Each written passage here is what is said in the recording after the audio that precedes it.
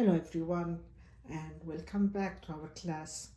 Meet Lisa. She's going to be our model for today, and we're going to actually talk about um, skin today and how to hide even puffiness under the eyes. It's going to be a beautiful, easy class, so follow me step by step. First thing that we need, I already applied some eye cream under because I wanted it to soak a little bit so that it hydrate under the skin. And we're going to apply some hyaluronic acid because I want her skin to be completely hydrated. And this is a serum, it's a deep moisturizing serum, so apply it and just leave it for a second. Let it absorb by the skin, and it's going to plump the skin, hydrated, and the foundation will look beautiful. You can also use a firming serum if you like. You can mix it with a little bit of oil if you feel the skin is very dry. But Lisa actually have a beautiful skin. It's a little bit dehydrated, and that's because, as you can see on the cheek area, she have a thin skin, and that give her a little bit of that rosacea effect, but it's not dry overall. So a moisturizing serum is more than enough. On top of the serum, we're going to use our moisturizer.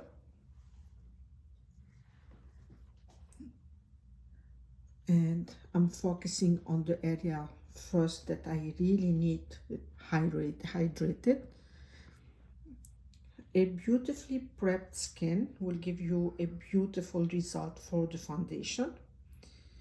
If you feel the skin is extremely dry and have any flakiness, make sure you gently exfoliate it right before so that the foundation blend better. Now that I have the skin moisturized, we are ready to apply our foundation. So I've pre-mixed her foundation. She's a neutral. You can see a little bit of gold and a little bit of pink in her skin, so having two undertone put her in the neutral category.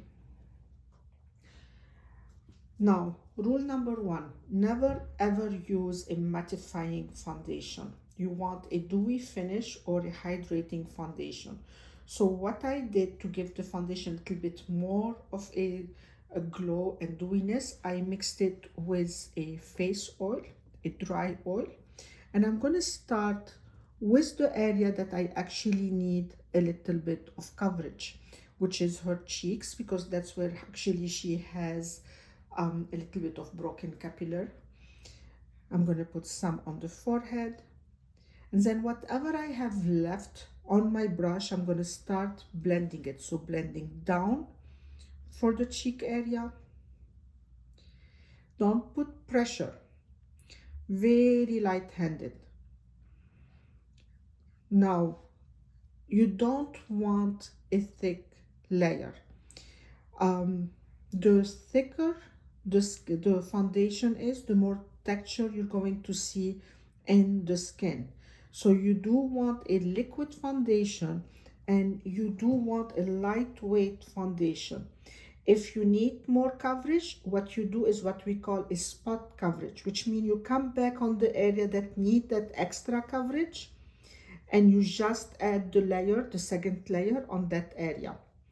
Make sure you buff well your foundation so that it merges with the skin and it looks perfect. Look at this side. See how even and beautiful it looks? So I can see one little vein in here like seeping through. I can come and do a spot coverage just on that area and it's gone. Now let's do this area again. Very lightweight. Blend it down. Make sure you go around the nostril. Now, if you notice, I never put foundation on the nose. What I do is I just put whatever leftover foundation I have in my brush. That's what goes on the nose. So I'm going to come back, do a second layer just in here. So stipple, stipple, stipple. and leave it, and this will give you that full coverage. Now the forehead, like usual, it goes up. So we're evening out the skin without having to put a thick layer foundation. Here we go. Take your time, buff it well. And we have a beautiful skin coverage, but she doesn't look like she's wearing any foundation on. The goal is to give the skin an even tone and a healthy color without the thickness of a foundation. Now, how to cover under the eyes? I'm gonna take my foundation a little bit higher this time, just to even that skin a little bit on, because I'm not going to put the concealer on under the eyes. We're going to put it under. So I'm going to grab my concealer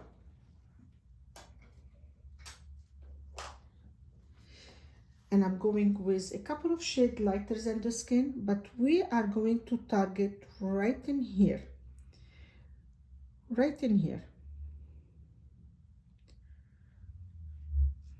right around that circle.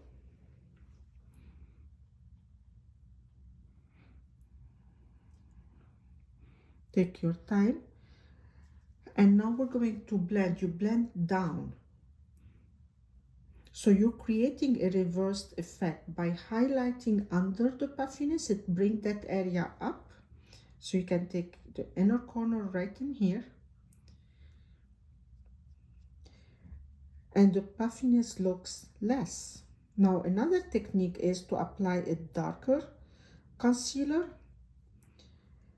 So either or, it's correct. Now I did not choose a darker concealer just because I wanted to show you first this one, because we did the darker before, but also we're going to do her eyes, and I don't want too much product under the eyes. The more product you put, the more you're going to have a chance of it creasing.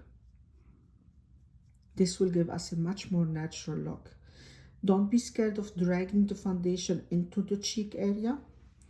Let that concealer merge with the foundation. And see how it gives us an optical illusion where it actually looks like she has less puffiness. Now, officially, we're not allowed to touch our customers for hygiene reason. My hands are clean, and I like to blend the concealer, in this case with my finger, just dab, dab, dab. And by doing that, it spread a little bit over the puffy area, but I don't have the thickness. So it just gives me just enough. And that warmth from your finger blend it beautifully. Don't put pressure, just like very lightweight dabbing. Just a little bit more in here, and same, dab, dab, dab. And I have right in here. Always take your time when you're doing makeup, never rush.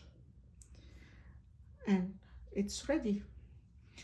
Let's put a little bit of blush, and we're going to use cream blush. Now, the reason why we're going with a cream blush is because the skin is a little bit more dry, and cream blush will last longer, versus if I just put powder blush, within a few minutes it's going to fade away.